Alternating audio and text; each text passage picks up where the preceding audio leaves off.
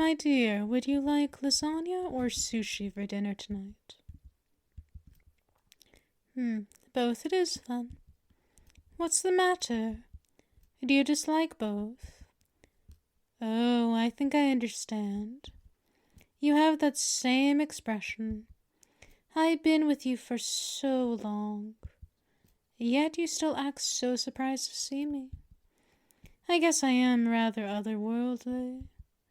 Like I told you many times before, I really am your guardian angel. Do the wings not convince you, or the floating halo, or how no one else can see me? Though my ability to affect the physical world proves I'm no hallucination. I don't think a hallucination could make you dinner after all. Quite a delectable one, I might add. Way better than what that conniving little neighbor can do with that instant noodle tier. Oh, but I digress. The point is, I am completely real. A dream come true, if I may be so arrogant. For me, anyway. Speaking of dreams, there's something I've been dreaming of asking you.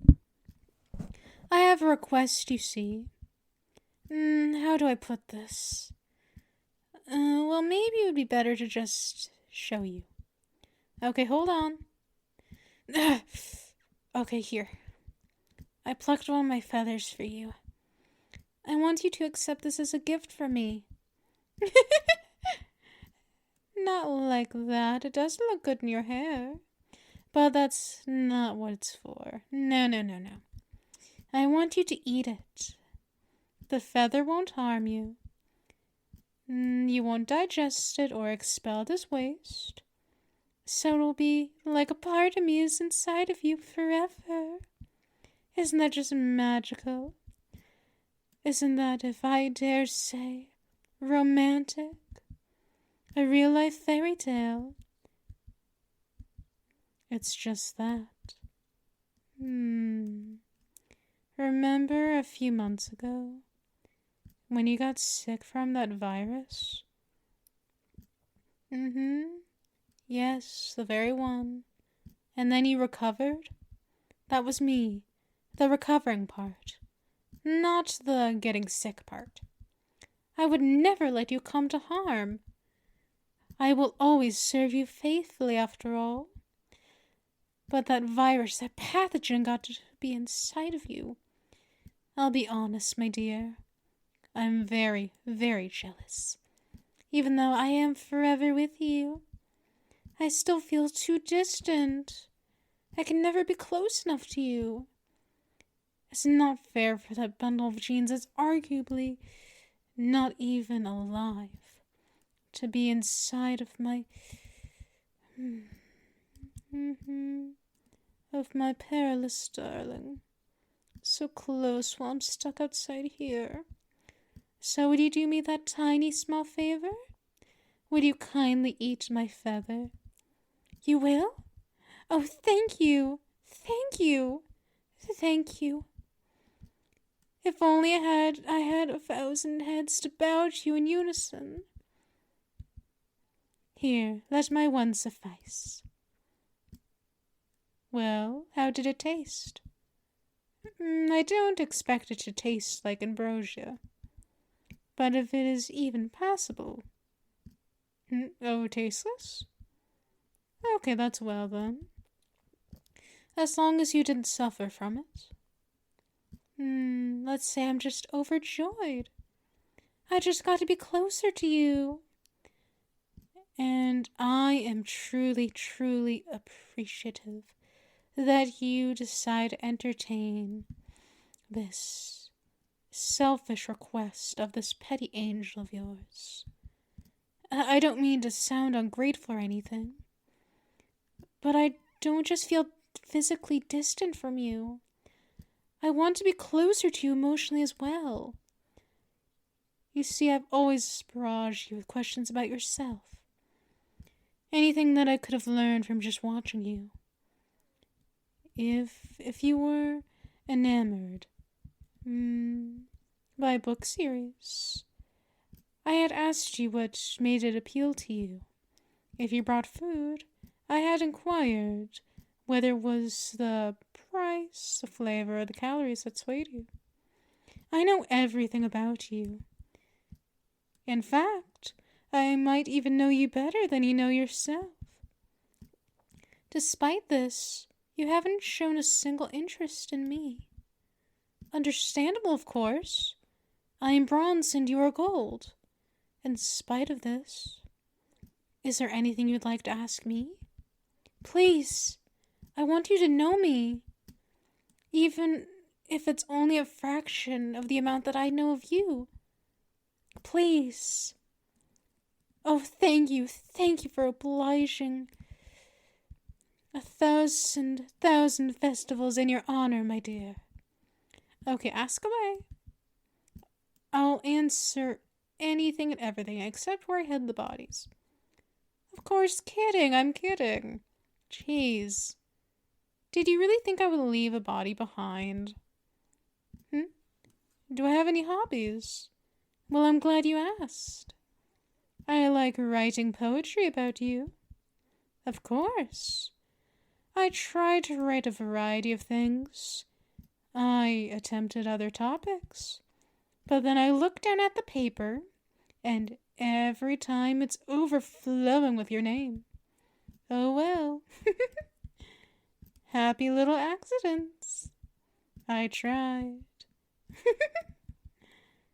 Would you like me to recite one that I wrote? Okay, I'll try a short one.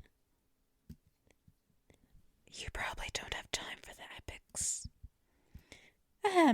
Here I go. You saw a tulip in the field, and grinned wide at the sight. With all the zeal I could wield, I picked them all throughout the night. When I placed them at your feet, you fainted from the treat. Well, how was that? Not too bad, I hope? Don't suppose I get a Nobel Prize for that, huh? Tough crowd. Maybe next time. How come I just appeared to you one day instead of being with you forever? Well, in a way, I have always been with you. It's just that in the past, I had watched you from heaven. Now why? I'm here physically with you instead of watching from way, way high above in heaven? Now that, my dear, is quite a question. The simple answer is I was demoted in a way. But I like to think of it as a promotion. It allowed me to be here with you after all. You see, to put it bluntly, I was kicked out of heaven. Now, calm down. It's not a big deal as it sounds. No. We're not going to get angel police after us or anything like that. Trust me, it's a real thing. I know, wacky, right? Anyway, let me start from the beginning. You see, there's a statue up in heaven. Well, there are a lot of statues, actually. But there was this one particular one, and it was almost perfect. Almost. I say almost, because it almost looked like you. It just needed a few improvements. So I made it perfect. I made it look like you. But then all the other angels were furious. When they found out, they said, you deface the statue, you deface heaven itself. You're a devil, you're a demon, blah, blah, blah, blah, blah, blah, blah. I kind of zoned out after a while. I was really just taking in my craftsmanship, you know. Moving on. I'll spare you the bureaucracy details. But basically, in the end, my punishment was that I got kicked out of heaven, and now I'm here with you.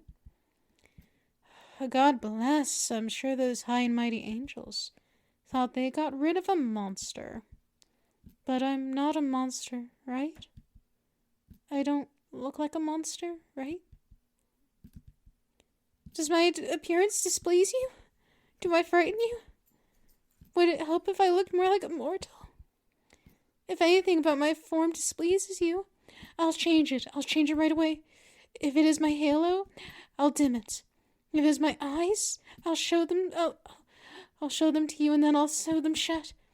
If it is my wings, I'll cut them. Oh, okay. You don't think I look like a monster. That's good. You should see those biblically accurate angels. Now that's a real monster. I'll be honest with you, I'm never getting back into heaven. But that's okay. Because you are my heaven. And besides, I've seen heaven. And yikes. Kind of a tourist trap, if you know what I mean. Really overhyped. Oh, I'm sorry. Did you get disheartened? Oh, don't be. Tell you what. We can make a new heaven here. Our own little heaven with blackjack. But not hookers. Because I'll get jealous. We'll start with this room. And then this home. I'll do anything to make your life heaven. I mean anything. I'll be anything you want me to be. If you want me to be your friend, I'll be your friend. If you want me to be your sister, I'll be your sister. And if you want me to be more, well then I'll be more. But one thing, I will never be a traitor to you. Even if you killed someone, I would hide the body. Well, vaporized actually. Way more efficient. Not that you need to kill anyone anyway. But if you did, hey, standing offer. Are all the other angels like me? What? No, of course not. They aren't half as competent. Let me tell you a story. So, in heaven, there's this one angel that was lamenting over this person she was supposed to be protecting. She met them, and they got killed. She just kept sobbing and sobbing. Being a good little angel. I waited until I was out of earshot to burst out laughing. What a failure. I mean, how could she let them die? Hello, you have one job. It was during a civil war, too. I mean, isn't that when you should be paying super close extra attention? Get your guy out or something? And if I recall, they died from a... let me think. Yes, it was from a stray mortar. While they were on the toilet. Talk about an embarrassing way to die. The angel couldn't protect their dignity, much less their life. There are many angels like her, but I'm different. I shall never allow you to suffer shame and pain. What makes me love you? Well, I'm glad you asked.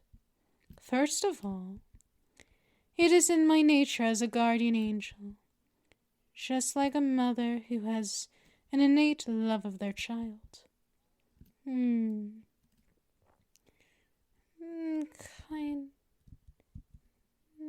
Kind of how, like another mother could be trashy towards their child. Meaning like they could hate their child. I've never heard of a guardian angel hating their target, though. Also, no human is capable of the love I display for you.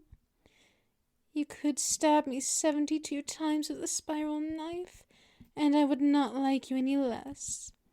Though I would be a bit confused. Even if I weren't your angel. I would still love you, though. There's no way this affection is all from nature or biology. Whatever. You see, before you were born, I had seen your soul. It was brighter and bigger than all the others. And from that moment on, I knew it. You were mine. Not in a Faustian bargain, soul, you know, sold your soul type of way. More like, listen, I'm trying to say something here. I really love you. Capiche? Well, I really enjoyed our little talk here. Although it was mostly me talking, and you looking highly disturbed. But you must be starving.